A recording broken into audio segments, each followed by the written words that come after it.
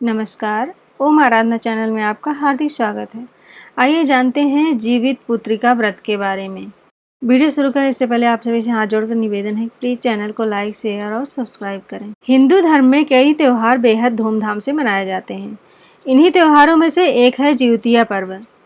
पंचांग के मुताबिक प्रत्येक वर्ष अश्विन मास की कृष्ण पक्ष की अष्टमी को जिउतिया व्रत मनाया जाता है। हर साल सुहागन स्त्रियां ये व्रत रखती हैं और संतान के हित की प्रार्थना करती हैं।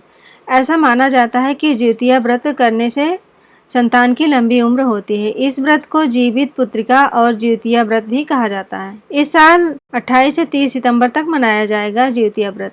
3 दिनों तक चलने वाले इस व्रत को सबसे कठिन व्रतों में से एक माना जाता है। इस दिन माताएं अपनी संतान की लंबी उम्र की कामना कर निर्जला व्रत करती हैं। सप्तमी तिथि के दिन नहाय खाए, अष्टमी के दिन जिउतिया व्रत और नवमी के दिन व्रत का पारण किया जाता है।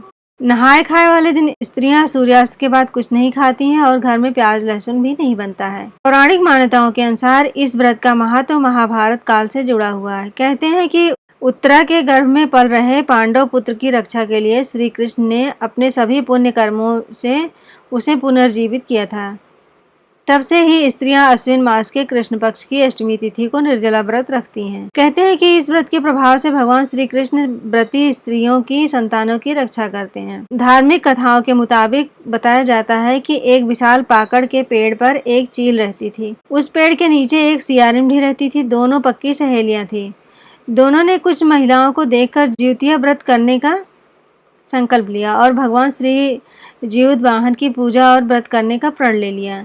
लेकिन जिस दिन दोनों को व्रत रखना था उसी दिन शहर के एक बड़े व्यापारी की मृत्यु हो गई और उसके दाह संस्कार में सियारिन को भूख लगने लगी थी। मुर्दा देखकर वह खुद को रोक न सकी और उसका व्रत टूट गया। पर चील ने संयम रखा और नियम व श्रद्धा से अगले दिन व्रत का पारण किया। अगले जन्म में दोनों सहेलियों ने ब्राह्मण परिवार में पुत्री के रूप में जन्म लिया।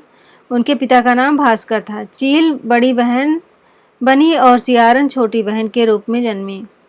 चील का नाम सीलवती रखा गया। सीलवती की शादी बुद्धिसेन के साथ हुई, जबकि सियारिन का नाम कपूरावती रखा गया और उसकी शादी उस नगर के राजा मलायकेत से हुई। भगवान जीउत वाहन के आशीर्वाद से सीलवती के 7 बेटे हुए, पर कपूरावती के सभी बच्चे जन्म लेते ही मर जाते थे।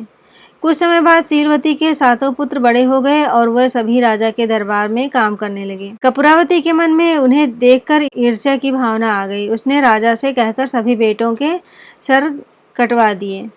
उन्हें 7 नए बर्तन मंगवाकर उसमें रख दिया और लाल कपड़े से ढककर सीलवती के पास भिजवा दिया। यह देख भगवान जीउत वाहन ने मिट्टी से 7 भाइयों के सिर बनवाए और सभी के सिरों को उसके धड़ से जोड़कर उन पर अमृत छिड़क दिया। इससे उनमें जान आ गई।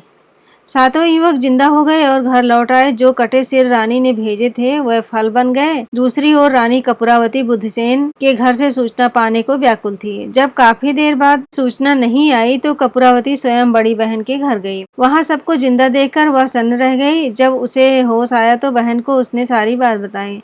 अब उसे अपनी गलती पर पछतावा हो रहा था। भगवान जीउत वाहन की कृपा से सीलवती को पूर्व जन्म की बातें याद आ गई। वह कपूरावती को लेकर उसी पाकड़ के पेड़ के पास गई और उसे सारी बातें बताई। कपूरावती बेहोश हो गई और मर गई। जब राजा को इसकी खबर मिली तो उन्होंने उसी जगह पर जाकर पाकड़ के पेड़ के नीचे कपूरावती का दाह संस्कार कर दिया। ये कहानी आपको कैसी लगी प्लीज कमेंट में जरूर बताएं।